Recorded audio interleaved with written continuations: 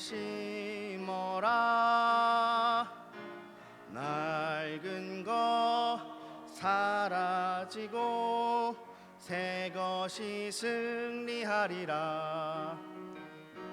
멍에를 메었다 쟁기를 메었다 믿음으로 밭 깔고 씨 뿌려 정의를 심으니 사랑일세. 사랑의 사도들이 함께 힘 모으니 새날이 가깝도다.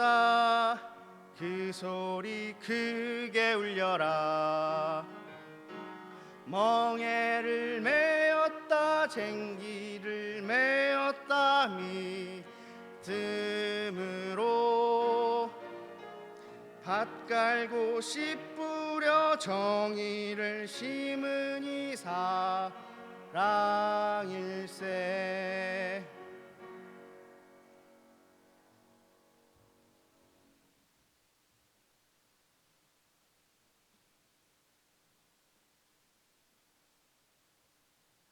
땅의 주인이신 창조주 하나님, 우리에게 맡겨주신 땅에서 생명을 싹 틔우는 흙을 만듭니다. 묵은 땅을 갈아엎고 박한 땅에는 걸음을 낸 흙을 봉헌합니다.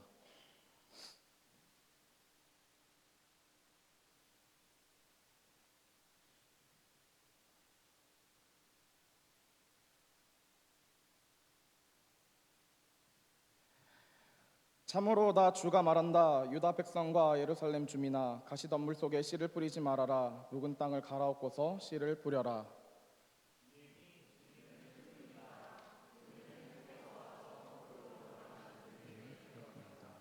걸음을 내고 마른 꼴을 덮어주어 생명을 온전히 품을 수 있는 것이 되게 하소서. 단단하게 묵은 우리의 마음을 다시 새롭게 하여 주시고 그리스도 안에 새로운 피조물이 되게 하소서.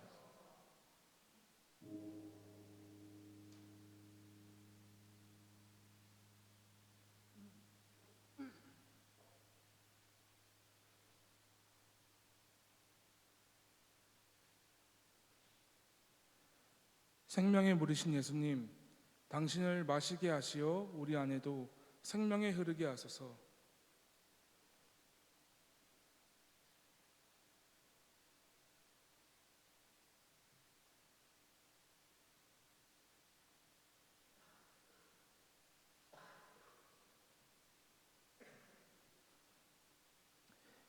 예수께서 일어서서 큰 소리로 말씀하셨다. 목마른 사람은 다 나에게로 와서 마셔라. 나를 믿는 사람은 성경이 말한 바와 같이 그의 배에서 생수가 강물처럼 흘러나올 것이다.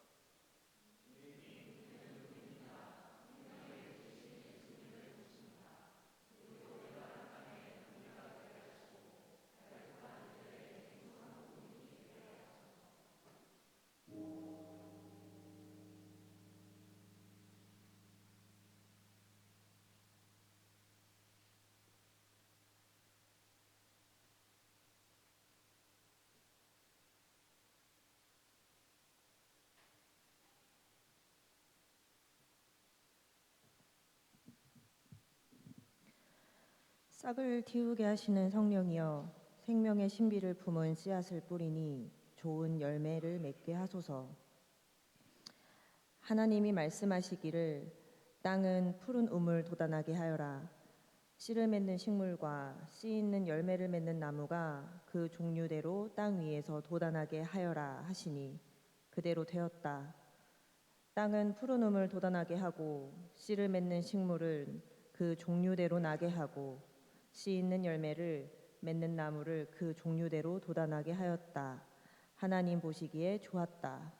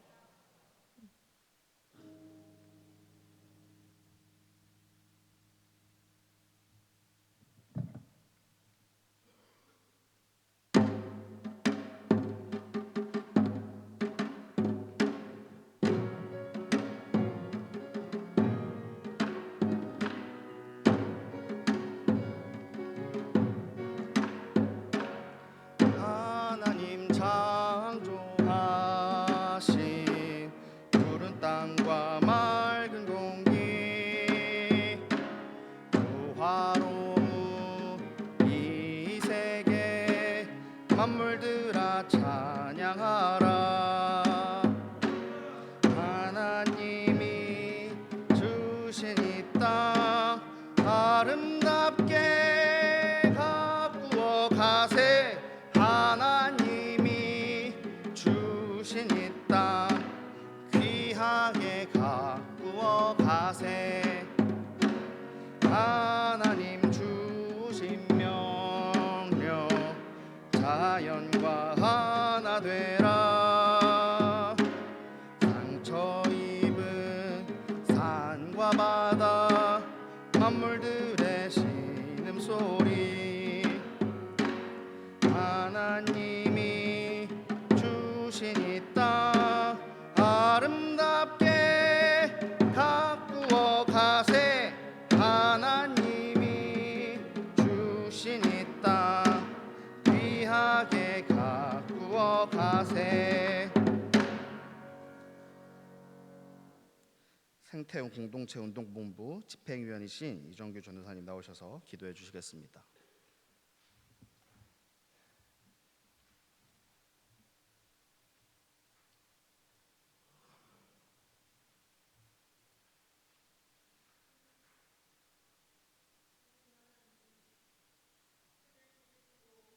하시며 씨앗 속에 생명의 신비를 숨겨두신 하나님을 찬양합니다. 오늘 우리가 한신대학교의 이 채플에 함께 모여 흙을 만지고 물을 기억하며 씨앗을 심는 이 시간, 우리 자신이 다시 이 창조 세계의 일부임을 고백합니다. 주님, 우리는 그동안 너무 쉽게 땅을 소비하고 물을 낭비하며 생명을 순단으로 여겨왔습니다. 풍요를 말하면서도 어딘가에서 생명이 말라가는 것을 무시하고 편리함을 누리면서도 누군가의 삶의 터전을 잃어가는 것을 외면했습니다. 주님, 이 예배를 통해 우리의 무딘 감각을 깨워 주옵소서. 흙이 신음하는 소리를 듣게 하시고 물이 끊어지는 고통을 알게 하시며 작은 씨앗 하나에 담긴 생명의 떨림을 느끼게 하소서. 오늘 우리가 심는 이 씨앗처럼 우리의 삶도 땅에 속한 존재임을 기억하게 하시고 껍질을 깨지 않으면 열매를 맺을 수 없듯이 우리의 익숙함과 안일함을 내려놓게 하소서. 그렇게 우리가 단지 예배하는 사람들이 아니라 생명을 살리는 사람들로 살아가게 하옵소서. 조금 더 불편하더라도 덜 소비하고 더 나누며 이 창조 세계와 함께 살아가는 길을 선택하게 하옵소서. 이 땅을 위해 기도합니다. 기후위기와 생태적 파괴 속에서 가장 먼저 고통받는 이들을 기억하게 하시고 우리의 삶의 방식이 그 고통에 가담하고 있음을 깨닫게 하소서. 이 깨달음으로 우리가 경쟁이 아니라 돌봄으로, 소유가 아닌 나눔으로, 지배가 아닌 공존으로 살아가게 하옵소서. 그렇게 외면하지 않고 작은 선택 하나부터 바꾸어가는 책임 있는 공동체가 되기를 소망합니다. 오늘 우리가 심는 이 씨앗이 단지 상징으로 끝나는 것이 아니라 우리 삶 속에 자라나는 결단이 되게 하여 주셔서 우리는 물을 심고 물을 뿌리 줄 뿐이지만 주님께서 생명을 자라나게 하실 줄을 믿으며 다시 이 세상으로 나아가게 하시옵소서. 이 채플에 모인 우리가 하나의 씨앗이 되어 이 땅의 정의와 평화 그리고 생명을 피워내는 공동체로 살아가기를 굳게 다짐하오니 죽음에서 부활하신 생명의 예수 그리스도의 이름으로 기도드립니다. 아멘.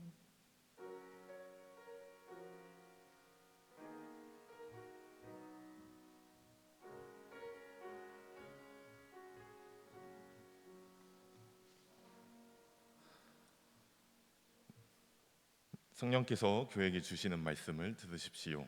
사사기 6장 36절에서 40절, 누가복음 13장 6절에서 9절 말씀입니다. 구약의 말씀입니다. 기드온이 하나님께 아뢰었다. 참으로 주님께서는 말씀하신 대로 나를 시켜서 이스라엘을 구하시려고 하십니까? 그러시다면 내가 양털 한 뭉치를 타작마당에 놓아두겠습니다. 이슬이 이 양털 뭉치에만 내리고 다른 땅은 모두 말라 있으면 주님께서 말씀하신 대로 저를 시켜서 이스라엘을 구하시려는 것으로 알겠습니다. 그러자 정말 그렇게 되었다. 기드온이 다음날 아침 일찍 일어나서 양털 뭉치를 쥐어짜 보니 양털 뭉치에 내린 이슬이 쏟아져 그릇에 물이 가득 찼다. 기드온이 또 하나님께 여쭈었다. 주님, 저에게 노하지 마십시오. 제가 한 번 더 말씀을 드리고자 합니다. 양털 뭉치도 한 번만 더 시험하여 보게 하여 주십시오. 이번에는 양털이 마르고 사방의 모든 땅에는 이슬이 내리게 하여 주십시오. 그날 밤에 하나님은 그대로 하여 주셨다. 양선은 말라 있었고 사방의 모든 땅만 이슬로 젖어 있었던 것이다. 복음서의 말씀입니다.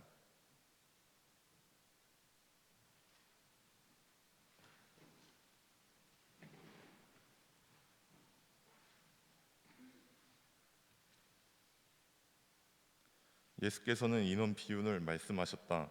어떤 사람이 자기 포도원에다가 무화과 나무를 한 그루 심었는데 그 나무에서 열매를 얻을까 하고 왔으나 찾지 못하였다.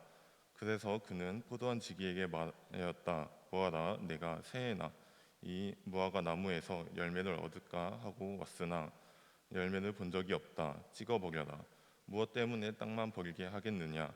그러자 포도원 지기가 그에게 말하였다. 주인님, 올해만 그냥 두십시오. 그동안에 내가 그 둘레를 파고 거름을 주겠습니다. 그렇게 하면 다음 철에 열매를 맺을지도 모릅니다. 그때에 가서도 열매를 맺지 못하면 찍어 버리십시오. 주님이 주시는 말씀입니다.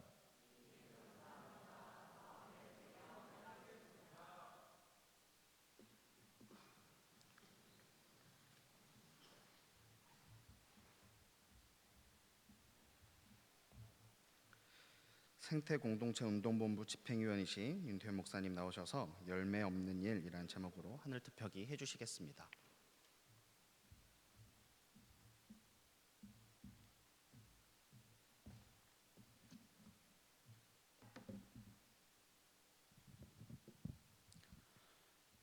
반갑습니다. 저는 제주에서 목회하는 윤태현 목사입니다. 참 좋은 봄날 이렇게 씨 뿌림 채플로 함께하게 되어서 너무나 기쁘고 감사합니다. 씨 뿌리는 파종철이 되면 이스라엘에 꼭 쳐들어오던 이들이 있었습니다. 바로 미디안 족속이라 부르는 그런 사람들입니다. 본문에 앞선 6장 3절의 기록을 보면 이렇게 말합니다. 이스라엘 자손이 씨앗을 심어 놓으면 미디안 사람과 아말렉 사람과 동방 사람들이 쳐 올라왔다.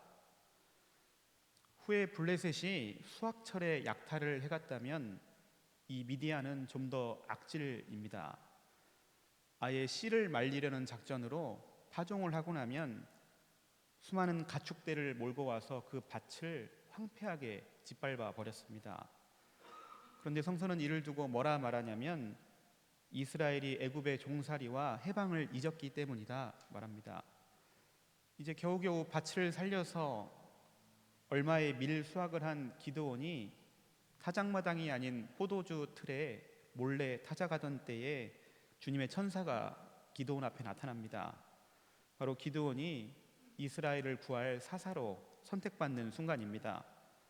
그렇게 기드온은 바알 제단과 아세라 신상을 없애버렸고 여룩 바알이라는 별명을 얻게 되었습니다. 어느 날 갑자기 임한 하나님의 영이 기드온의 운명을 뒤바꿔 놓았습니다. 그런데 본격적으로 미디안과의 대결을 앞둔 매우 급박한 때에 기드온이 하나님께 알 수 없는 제안을 한 가지 합니다. 오늘 먼저 읽었던 구약의 본문 바로 양털뭉치 시험입니다. 하나님과 기드온이 주고받는 이 대화와 또 티키타카는 매우 독특한 성경의 기록이기도 합니다. 왜 하필 기드온은 전투를 앞두고 이런 표징을 하나님께 원했을까? 저는 제주에서 목회와 더불어서 올해로 17년째 유기농 농사를 함께하고 있는 농부이기도 합니다. 그런데 지난 17년 세월을 한마디로 정리하면 그야말로 정신승리 중에 정신승리였습니다. 유기농업의 어려움은 말로 설명할 수 없을 만큼 굉장히 어려운 시간이었습니다. 그런데 그런 17년 시간 동안에 제가 잠시지만 굉장히 기뻤던 순간이 하나 있습니다. 제가 단호박을 재배하던 때인데 이른 봄에 이제 조그만 포트에 씨앗을 심고 봄밭에 나가기를 기다리고 있던 모종을 키우던 때입니다. 하필 봄철에 긴 비가 이어졌고 흐린 날이 많아서 햇볕이 충분하지 못했고 모종이 웃자라기 시작했습니다. 건강한 모종을 심으려면 마디가 짧고 튼실을 해야 하는데 아무튼 걱정이 많이 생겼던 때에 초보 농부이다 보니까 이웃 농가에 조언을 받으러 방문을 했습니다. 이런저런 대화를 나누고 제가 그 집 하우스에 들어가서 모종을 이렇게 살폈는데 글쎄 제가 키운 모종보다 훨씬 더 웃자라 있었습니다. 또 다른 농가들도 제가 하나둘 확인해 보니 희한하게 우리 집 모종이 제일 튼튼해 보였습니다. 바로 그 순간 제 불안과 걱정이 싹 사라졌고 알 수 없는 평안과 안도가 제게 찾아왔습니다. 아무튼 남의 불행이 내 작은 기쁨이 되는 참으로 묘한 그런 순간이었습니다. 농사를 오랜 세월 지어보니 사실 농사에서는 모두가 풍년을 맞이한 해는 큰 재미가 없습니다. 가격이 폭락하기 때문에 그렇습니다. 그래서 늘 우리가 TV에서 보는 수확도 하지 않고 밭을 갈아엎는 때는 사실은 대풍년의 때입니다. 어쩌면 그래서 농부들의 마음 한구석의 욕망은 남들은 조금 덜, 내 농장은 좀 더 많이, 그런 날들을 사실 꿈꾸며 삽니다. 가격이 올랐는데 내 밭에 낼 소출이 풍성하다면 얼마나 기쁘겠습니까? 가나안에 정착해서 농경 사회로 진입한 이스라엘에게 바알과 아세라는 떨칠 수 없는 거대한 유혹이었습니다. 사사로 부름받은 기드온이 결정적인 그 출정의 순간에 내 양털만 젖게 할 수 있습니까? 내 양털만 또 마르게도 할 수 있습니까? 하나님을 시험했던 것은 혹시 하나님 당신도 바알과 아세라처럼 내게만 풍성한 소출을 줄 수 있습니까? 묻는 것처럼 제게 들렸습니다. 그렇게 하나님의 징표를 보고 출정하여서 큰 승리를 얻었던 기드온은 그래서 백성들에게 무엇을 요구합니까? 정말 아무렇지도 않은 척 빼앗아온 금 귀고리를 내게 다 모아달라 말합니다. 그리고 그렇게 모은 금 귀고리로 휘황찬란한 금 에봇을 만들어 입었습니다. 성서는 이 에봇이 기드온과 그의 집에 큰 올가미가 되었다 기록합니다. 훗날 기드온은 수많은 아내와 아들을 70명이나 둔 흡사 왕과 같은 권력을 누렸습니다. 그의 수많은 아들 중에 아빌멜렉은 혈육을 잔인하게 학살하고 스스로 왕이 되기도 했습니다. 하나님께서는 미디안의 바로가 이스라엘이 이집트의 종살이와 해방을 잊었기 때문이다 말씀하십니다. 그런데 그 이집트가 어마어마한 제국이 될 수 있었던 일은 근방의 나라들이 모두 흉년 들었을 적에 이스라엘만 먹을 것이 넘쳐났기 때문에 그렇습니다.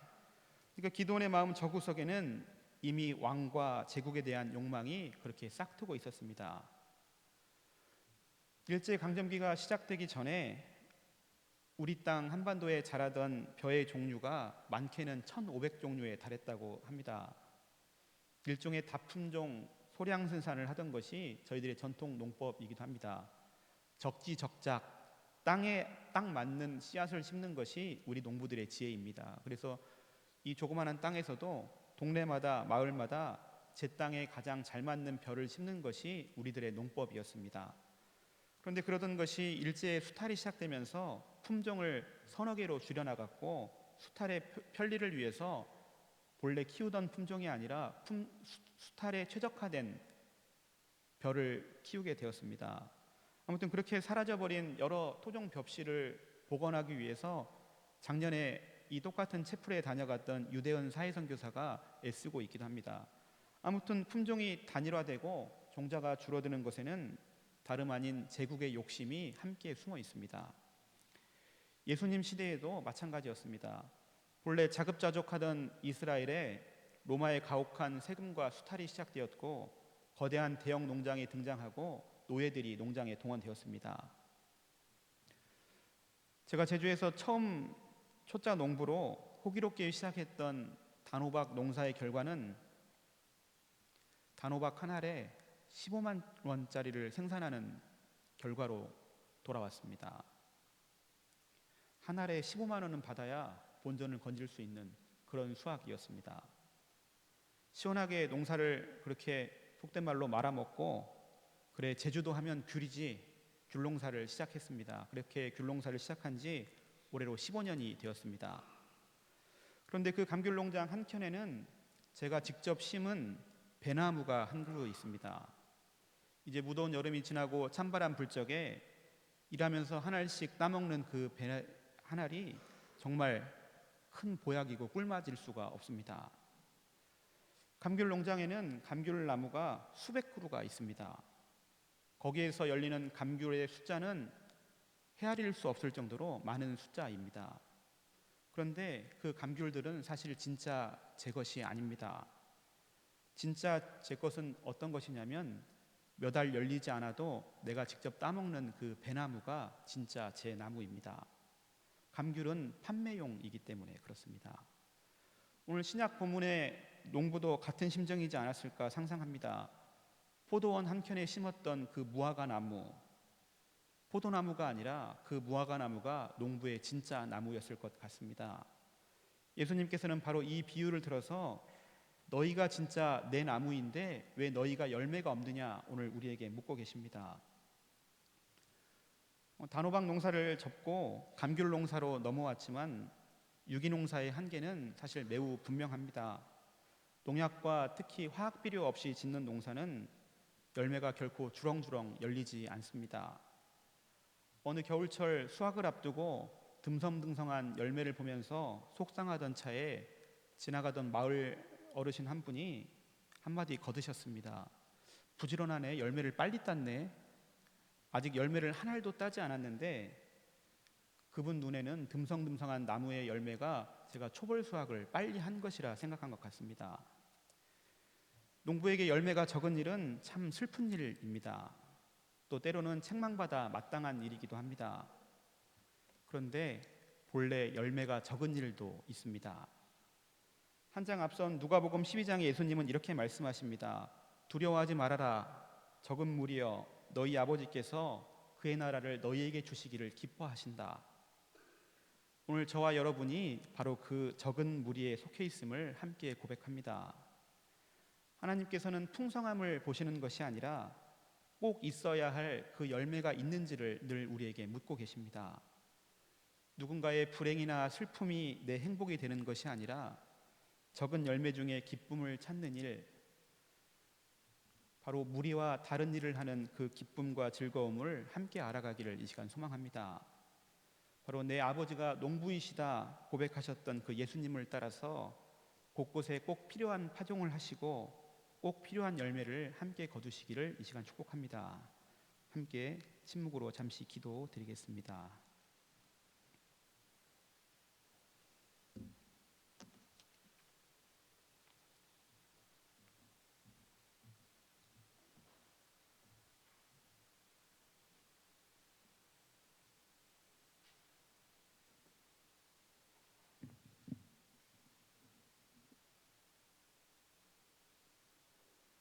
이 시간 함께 씨뿌림 의례를 진행합니다.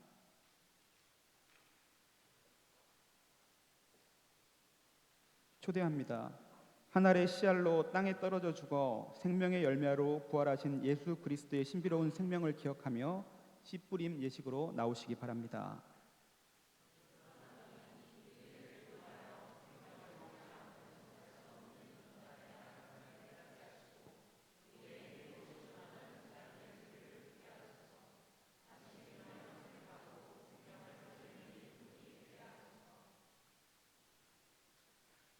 씨앗은 하나님의 생명, 흙은 생명을 사랑하는 우리의 마음, 물은 구원을 받은 우리의 헌신입니다. 아멘.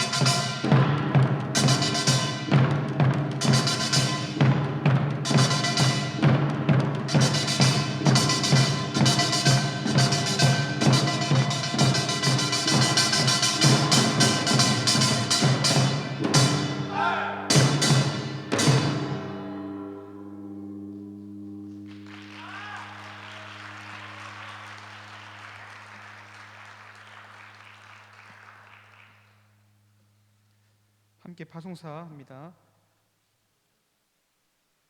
주 하나님, 따뜻한 햇살과 알맞은 바람과 넉넉한 물과 양분을 주셔서 우리가 잠자는 동안에도 생명을 자라게 하실 줄 믿습니다. 생명을 품은 흙과 씨앗 그리고 우리들의 약속을 온전히 주님 손에 맡깁니다. 모두가 조금씩 농부가 되어 하나님 나라를 이루게 하소서. 예수 그리스도의 이름으로 기도드립니다. 아멘.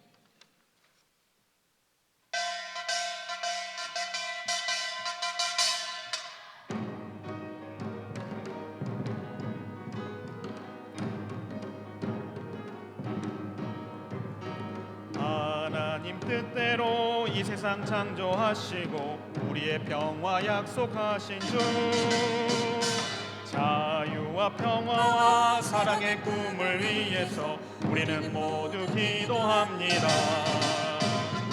이 세상 모두가 사랑의 마음이라면 우리는 모두 행복하겠네. 이 세상 모두가 사랑과 평화뿐이면 우리는 기뻐 노래하겠네. 어허이야 허이야디야 어허이야 허이야디야 어기야디야 허이야디어다. 어허이야 허이야디야 해방을 위해 우리 모두 예수의 길을 걷게 하소서. 하나님 당신의 정의와 사랑 평화는 우리의 가슴 일렁입니다. 내려라 담비야 사랑의 꿈을 위해서 우리의 가슴 터져 붙도록. 이 세상 모두가 정의의 마음이라면 우리는 모두 행복하겠네. 이 세상 모두가 믿음과 소망이라면 우리는 기뻐 노래하겠네. 어허이야 허이야디야 어허이야 허이야디야 어기야디야 허이야디여타. 어허이야 허이야디야 평화를 위해 우리 모두 예수의 길을 걷게 하소서.